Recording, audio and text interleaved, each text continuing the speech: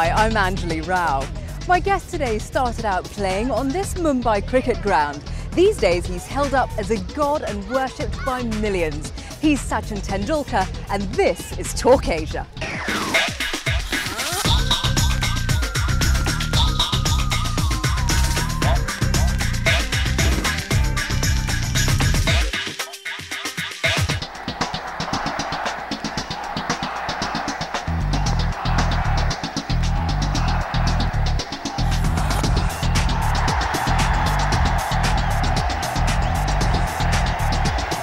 Driving home another boundary.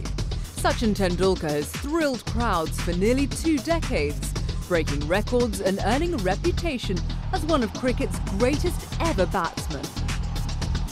He made his Test debut at the age of 16 and at just 5'5" was soon dubbed the Little Master. Famous around the world, Tendulkar is revered in India as a national hero. But off the pitch, he leads a low-key lifestyle, spending time with his children and wife of 13 years. In 2007, he became only the 3rd batsman to reach 11,000 Test runs, but hit a career lull when many critics speculated he'd retire. Tendulkar, though, soon returned to form and has recently been playing for the Mumbai Indians in the Indian Premier League, the wildly popular domestic tournament which wraps up this weekend. We meet in Mumbai. Sachin, welcome to the show. It's marvellous to have you with us today. Thank you very much.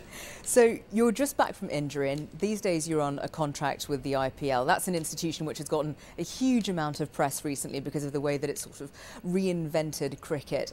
How's it been for you being such an integral part of something that everyone is talking about? Well, first of all, I would like to say that I'm extremely happy that I'm part of the inaugural year of the IPL tournament, because I have no doubts that it's going to be a huge success. I mean, people have already started talking about IPL all over the world. And I'm not talking only about the cricket enthusiasts. I'm talking about the people who didn't actually know anything about cricket have started actually talking about IPL. So that is a clear indication that the tournament is going to go a long way, and I think it's a lot to do with the families. The outings in the evening.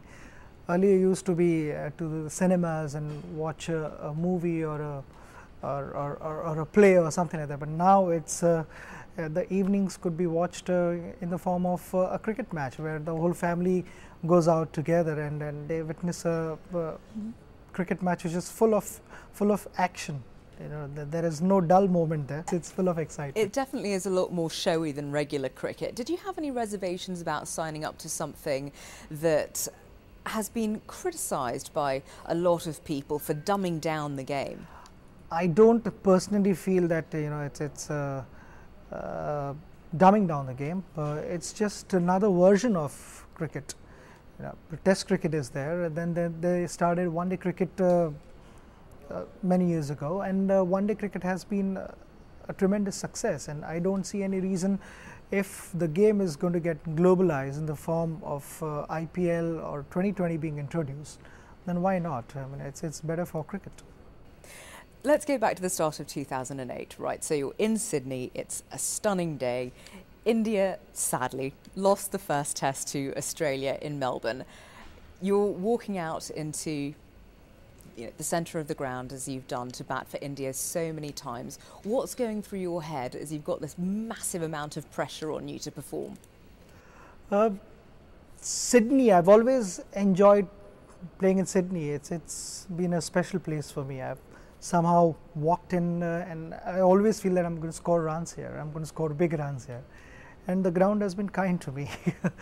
I've scored some runs and I carried that same confidence. I remember I walked out to bat just after tea time on the second day, and I said the evening period was very important for us.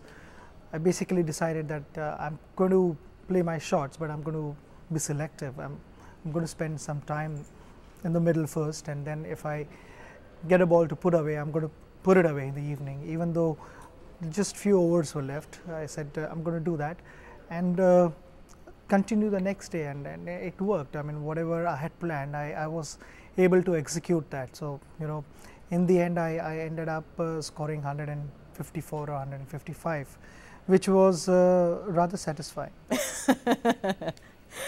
What about the Aussies? Did you hear, you know, what they were saying at the time as you walk out? Do you converse with each other on that day? Well, not only with Australians. I mean, it happens all over the world, and you know, a couple of words are exchanged here and there. It's all fine. It's all part and parcel of the game. Sometimes it's in good humor as well. So you just laugh it off and just refocus on the game. There were a lot of things said. I mean, the series was very competitive, and we had many challenges along the way, and all those challenges were responded quite nicely by us. And the end of the tour, I felt we lived up to the expectations of our well-wishers, and you know, brought smiles on their faces.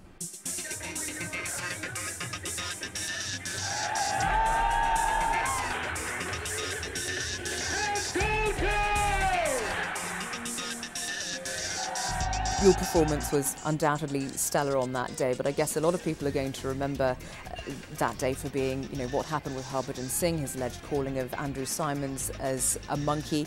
We've seen, you know, so much scandal in cricket recently.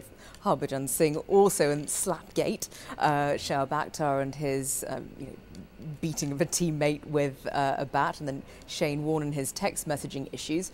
What's happened to the game? Is it not for gentlemen anymore?